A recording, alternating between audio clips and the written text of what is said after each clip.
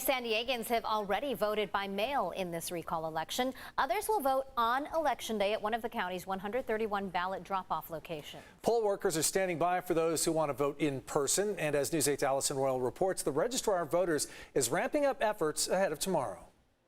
About 70% of eligible voters here in San Diego County are expected to vote in this recall election. But the Registrar of Voters wants to make sure that everybody who's interested has the opportunity to go out and say, I voted.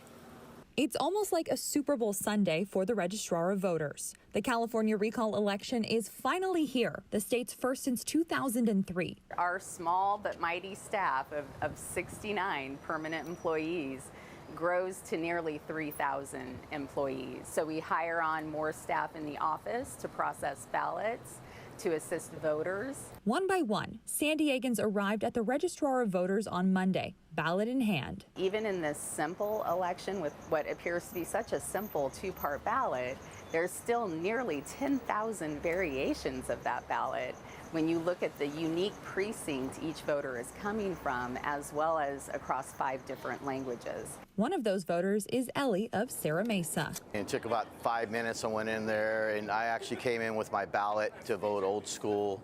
My wife and daughter, I dropped their ballots off.